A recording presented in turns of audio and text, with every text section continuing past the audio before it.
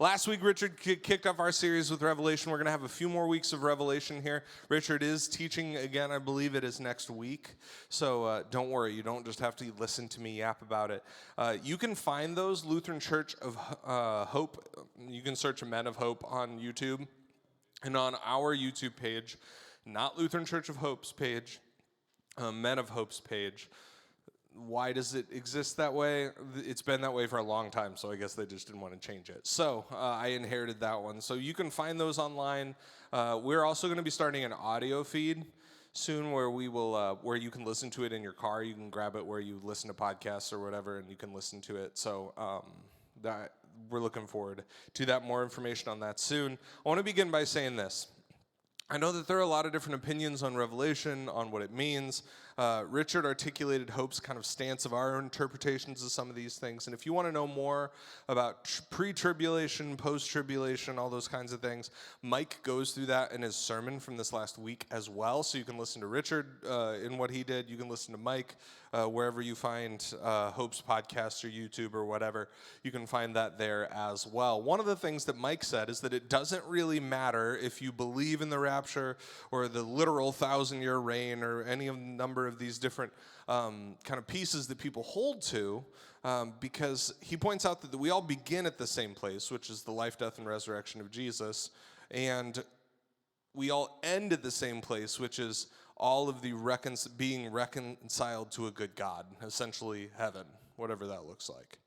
We all start in the same place, we all end in the same place. We have this phrase that we say at Hope all the time where Jesus is life and the rest is details.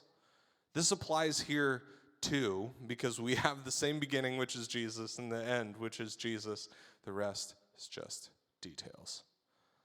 That applies here too, because Richard shared that we as pastors at Hope do not read this text and arrive at the understanding of the rapture as many people think of it. We don't believe that's a faithful reading to Scripture, and every pastor here believes that. Like, you don't run to Mike and be like, Mike, I can't believe that the men's pastor doesn't believe in the. Every pastor from Mike to me, I list me because I'm the new guy. So everybody, us and in between, read it this way. But you're allowed to think what you want. The problem arises when you allow the details to be more important than the main thing, which is Jesus. You can believe whatever you want, but when that gets in the way of yourself and in your relationship with other guys, other people, as you believe that they have to agree with the same details that you do, that's when the problems arise. That disclaimer is because we're going to spend most of the rest of our time in this series not talking about the rapture, because I've already said that it would be silly, if we as Hope pastors didn't believe in the rapture and then spent most of the time talking about how we didn't believe in it. No, that's not really what we're doing here. Instead, what we'll be talking about is what this book says, how we can understand some of those things, and what it's pointing to in the sense of what's truly important at the end, which is Jesus. Side note, if you're wondering about what some of the resources, you're like, do I have to wait for a sermon every time if I'm reading Revelation? Our series is called Revelation for Everyone. There is a really great N.T. Wright book by the same name. They have some in the bookstore. We made sure that they do. Feel free to grab that because it's a great guide. It's a little book, and it just walks through Scripture. Yeah, there you go. I know some guys have got them, the version that they have in the bookstore, and it just basically walks through Revelation and talks about what some of these images are, talks about some of the historical context of some of the letters and some of these different things, and it's a good one. There's plenty of books to read, but that is a really good one. So today we are looking at Revelation chapter 2 and 3. We'll begin with something that Richard said last week, and that this text was originally meant for church communities at that time and place. The first of the letters at the beginning of Revelation 2 is a letter to the church in Ephesus. And yes, this is the same group of people who were corresponding with Paul in Ephesians. Production folks, are we recording this? I forgot to push record. We're good? Okay, awesome. You guys are the best. Just thought about that because I want to make sure that we get back to this. So, Ephesians, in Ephesus. And as with each one of these letters, some imagery is used that is indicative of the circumstances those early Christian churches were facing. Sometimes when you read Revelation, the temptation is to go, oh man, I have to decode what these messages mean. What does it mean for us? What is it like? Jesus calls himself a bunch of different things. With each one of these letters, Jesus is like, you are receiving this message from the calf with the bronzed, the hooves. Like that, there's something in one of the letters about that. And some people go, okay, so what is the bronzed hooves? Do I need to be looking out for cows? What is the situation? But really what's happening is a lot of historical context and also some references to earlier in Scripture. So we're going to look at what some of those are and how it's speaking to these specific people. These were 7 real churches in the day and age in which this was first articulated. Now, for the people of Ephesus, they were in what was considered the capital of the area at the time. It was one of the 3 most powerful cities in the East Roman Empire. Trade routes went through there. There was a lot of money exchanging hands, and the church of Ephesus saw themselves as extra fancy, extra important. They're like, well, we're Ephesus. Like, the East Roman Empire doesn't work without us, so we are the church of Ephesus, right? Well, obviously there's some issues there. Their pride over themselves had become more important than the love and heart for Christ. And so Jesus starts the letter, oh, hey, this is the message from the one who walks among the 7 lampstands. 7 is everywhere in these letters. It's not because 7 is a magical number. It's because he's referencing these 7 different churches that he's writing letters to. He says, I'm the one who walks around the 7 lampstands holding 7 stars, representing leaders of the churches. So immediately, it humbles the Ephesian church as they get a message saying, hey, you're getting the letter that's above you and all the other churches that I'm writing to, by the way. So immediately, they're kind of put in their place. Jesus is essentially saying, you're just the one I'm walking around, the one that I hold in my hand. And Jesus then goes on to state that while they've certainly done some good things, they've fallen off a bit. A lot of Jesus's messages here, because in Revelation, John's getting this, is articulating what Jesus said to him through a vision. And it's interesting because a lot of these short little blurbs to these different cities are kind of like Paul's letters. It starts with some encouragement, tells them what they need to fix, and then has some sort of ending as well. But it's funny because it follows a lot of the same things we're expecting from Paul as well. Jesus goes on to state that while they've done good things, they've fallen off a bit, and they've become distracted by the things that aren't important. He throws shade at a certain group of people, the Nicolaitans, which is a reference that they would all understand at the time. That was a group of people who would give in to the sinful practices of the big city. They were the punching bag of, like, everybody in the church would be like, we don't want to be like the Nicolaitans. Jesus is telling them in this text, if you get bored of me instead of start to think you're more important because of your status or your worldly position, he basically tells them you're just as bad as them.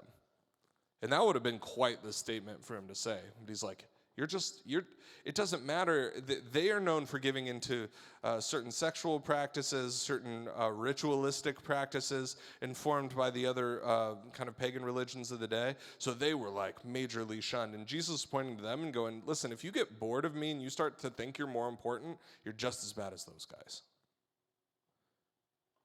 So the question in each one of these, there's a question that is invited from each one of these letters. So we're going to have a question from each one.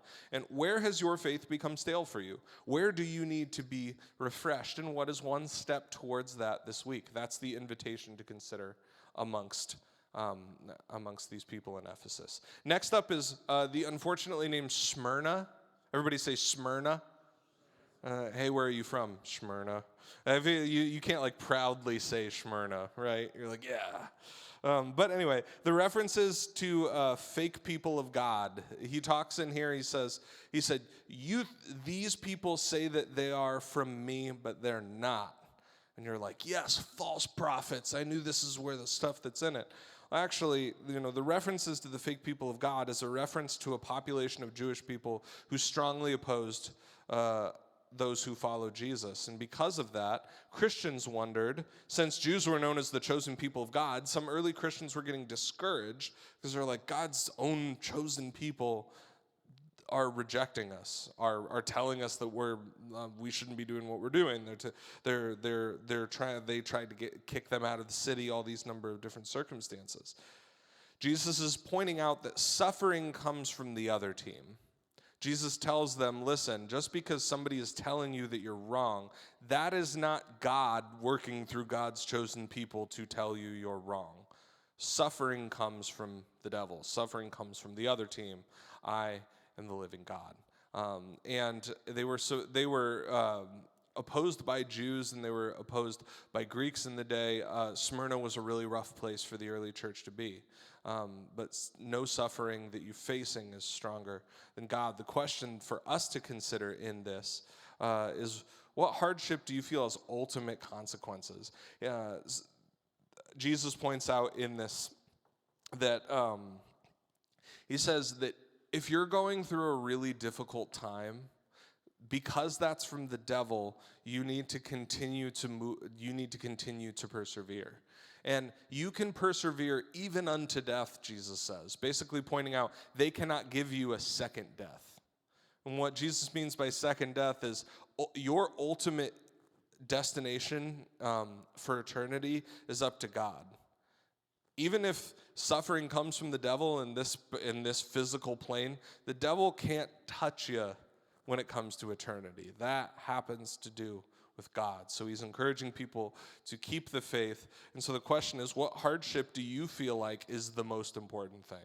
Is there a challenge that you're facing that feels bigger than everything else? Maybe even including the stuff that we talk about in church. What is that struggle right now that is all consuming? And what would God have to say about that instead? Next letter is from a place called Pergamum. Jesus identifies himself as one with a sharp two-edged sword, which was a reference to Roman swords. They were known for kind of using them for both authority and judgment, was what Roman swords were used for at the day. And so Jesus is like, I am the one coming with a two-edged sword.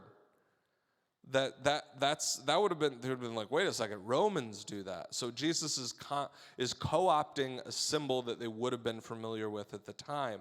And what he's saying there is that Jesus is executing both of those identities, right, of authority and judgment. He's saying, I am the one in charge, not the ones that you're used to holding these swords. Like, oh man, if Jesus holds the two-edged sword, those Roman soldiers got nothing. Jesus refers to the city of Pergamum. He calls it Satan's throne, which is a lot of slander. Here's the thing.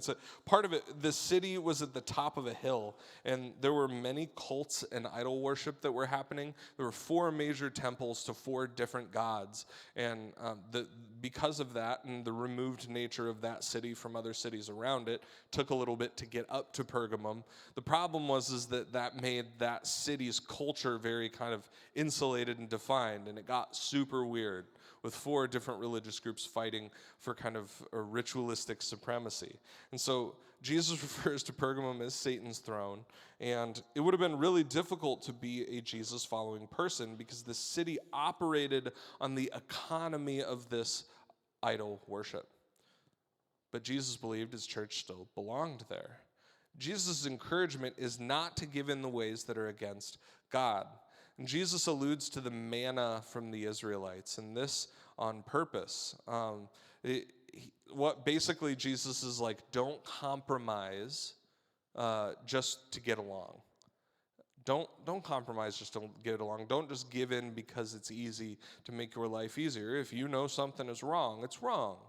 And don't give in just to get along. And Jesus was saying, those who hold out, I will give manna from heaven. If you remember, manna is when God made it rain gluten to prove that he loved you. That's literally in the Bible. And so he's alluding to Exodus. He's basically saying, if you feel like you are in exile, like Exodus was, that's not just something that happened back in the day that I provided for people. If you hold out against the things that you know are wrong, I'm going to provide for you. So keep the faith. Where in life have you compromised because it's convenient? I'm not saying like we have to be against everyone around us that's outside of this building. I'm not trying to create an insular community much like this one is. We could fall into that trap as well. But the thing that I want us to know is that there are plenty of times in which, we don't have to ascribe to the ways of the world because God is with us. We know a better way. Basically, keep the faith, do what you know is right. A lot of times, maybe a really good example of that is like gossip.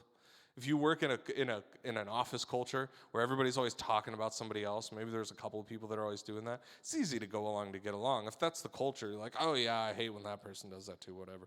Just feel free to stop it. Hey man, we don't need to talk about that person because they're not here. Like, do you understand what I'm saying though? Sometimes when we say the ways of the world, we're like, yeah, let's fight against it. But I'm talking about things as simple as office culture. It can start there. Don't give in to the ways of the world.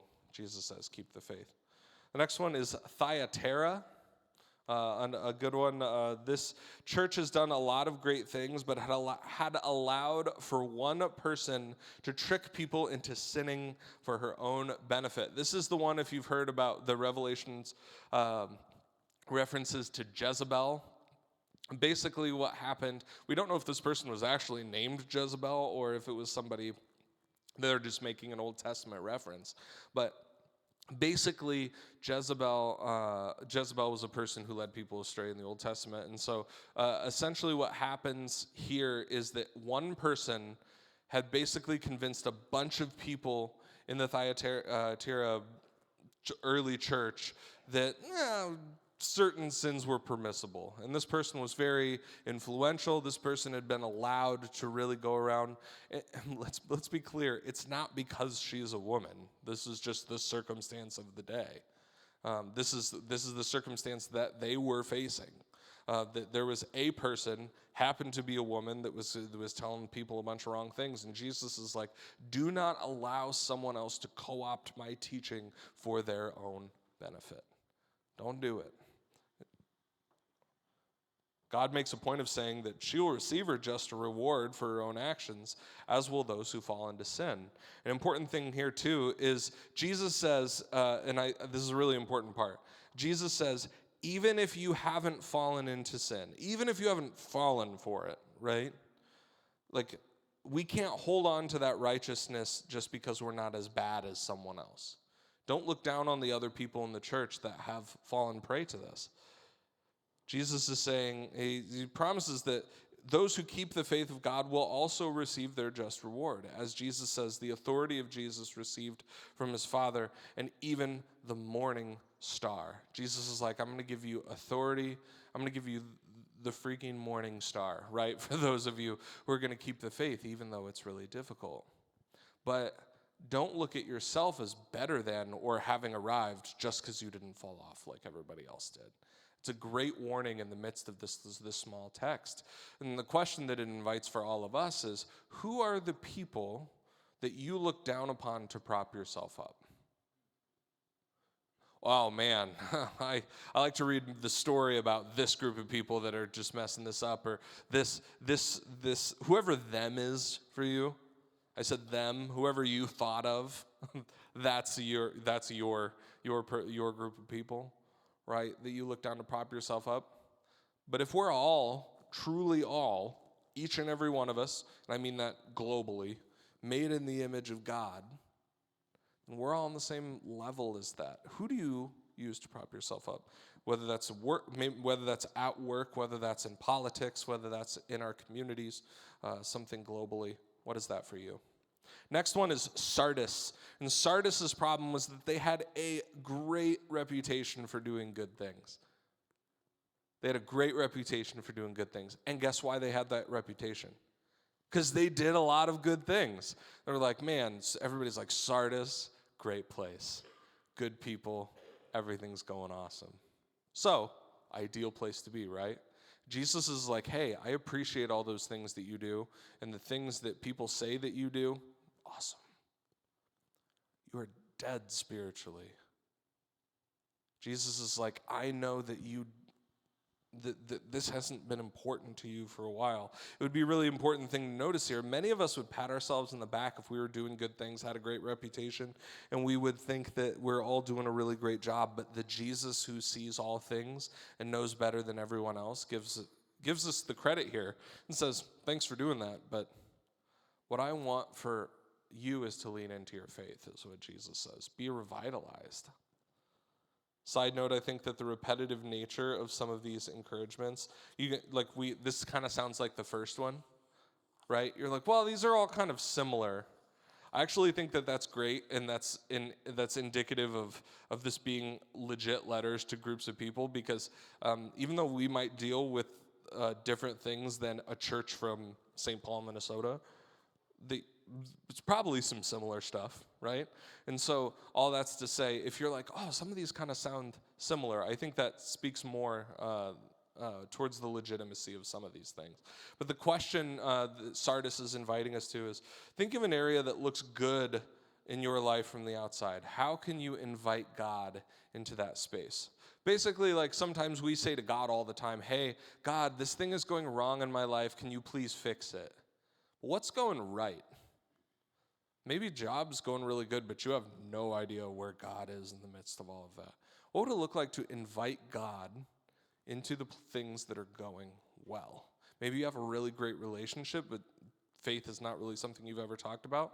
Maybe that's something that can be a part of. Where can you invite God into a space where things are going good? We're rounding the corner, friends. Philadelphia, not that one. The community was started by some folks from Pergamum, the one that we already mentioned. Basically what happened around 17 AD or CE, or however we date things now, there was a giant earthquake that destroyed the entire city. Now, as you can imagine, that would be a rough go if you lived in Philadelphia. If they win the Super Bowl this year, there will also be an earthquake. But in this Philadelphia, this is the one that God doesn't tell them they're doing things wrong. God just encourages them. Because what happened is people in Philadelphia, there were lots of aftershocks. This is in modern-day Turkey, I think. And there were a ton of aftershocks, and people were terrified that their city was going to be destroyed again. They were afraid that everything that they could build was just going to be torn down again. They were completely demoralized, and many of them lived outside the ruins of the city, but still near it. So the problem was that everything that you saw that got ruined, you just live right next to that, and you're just looking at it all the time. You can imagine how demoralizing that would be, and so God really encourages them. You can see that knowing what happened to these people, God using language of encouragement, of strength and fortitude, you can see that would be really meaningful to them. N.T. Wright also notes in his book that some of the images Jesus uses are encouragement to their situations too. Jesus mentions in 3:11 and 12, he says, hold on to what you have so that no one will take away your crown. This is Jesus talking. All who are victorious will become pillars in the temple of God who will never leave it. And I will write my name, the name of my God, and they will be the citizens in the city of my God. In a world where the common belief was that if a natural disaster happened to you, you deserved it, right? In a world where that was the common thinking, Jesus is saying, keep the faith and you're going to be the most sturdy part of my building. To a people whose places of worship were destroyed, Jesus says to them, you'll be the pillars of my temple. If you think it was a weird little detail in our verse that I just listed, that they wouldn't have to leave, they'll never have to leave it. Since they lived on the outskirts of town, Jesus is saying, don't worry, you're never going to be forced to leave my place. The place that you'll be with me forever. That this isn't something, your eternity with God is not something that can be shaken with an earthquake, but you can be in the house of the Lord forever. Some powerful language, and it's one of my favorite parts of this section of Revelation. So the question that Philadelphia asks for us in the correspondence with Jesus here is, where is the hardship that you've experienced that's shaken your faith? What does God's promise say about that thing instead? I might have had some typos up there, but you get my vibe, right? What is the thing that's shaken your faith, and what does God say about it instead? Sometimes it's easy to think, oh, I'm going to try to get past this thing. What does God say? What are God's promises for you in your life? And how does that go against the thing that has shaken you? Last letter, Laodicea. my favorite name of all of them. And this was the wealthiest of the 7 cities. They were known for banking. They were known for the manufacturing of wool, and they had an early version of a medical school there. In other words, Laodicea was real fancy. Laodicea had it all going on. And Jesus, this is the popular section. You might have heard of, if you've heard of anything from Revelation, you might have heard of this section where Jesus talks about, I don't want you lukewarm. If you're lukewarm water, I'll spit you out of my mouth, which is fair because lukewarm water is gross. But Jesus is essentially saying, do not find comfort simply because you are successful or you have worldly means. Jesus is essentially saying that what I'm trying to tell you is that your value comes from your spirit. It comes from faith. You already have value as a child of God. The question is, are you living into that identity? Jesus doesn't care what your paycheck is. Jesus cares if you're showing up to your life, being the man, being the person that God made you to be. Jesus is saying that he doesn't want us to live for our comfort, but live for the kingdom of God. We often confuse ruffling feathers for disrupting the peace, right? Tact is really important, but Jesus is talking about, like, listen, don't just live in the confines of comfort. That doesn't mean that we have to be some sort of super Christian and just try to be more spiritual than everything else. It means that we're supposed to live for the right things and be the people that God made us to be. And to realize that God isn't asking us to be an impression of someone else, but indeed God is asking us to live our lives. And I don't mean that general Christian guy life. I mean your life, as if he cares enough to die for it, because he did. Jesus reminds us, and so we should live it to the fullest, live it for God. So the question, where's your faith most alive right now? We already asked the question of, like, kind of where maybe do you need some revitalization, but where's your faith most alive right now? And where is it not? Just there are different areas of life in which you're like, yeah, worship is really great for me, but my devotional life is really struggling, or I haven't really found a way to read the Bible in a consistent way. What does that look like for you? Where is your faith most alive? Maybe you're feeling it at church, but in relationships, it's just really not there. Christian friendships, maybe not a thing for you. Where is your faith most alive right now, and where is it not? I know those are a lot of things. But I would encourage all of us to go through, read those letters, and this is some really great stuff.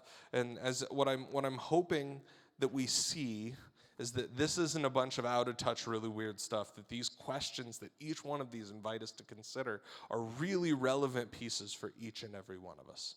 So I owe you a couple minutes, but I got through all 7 letters, so high fives all around.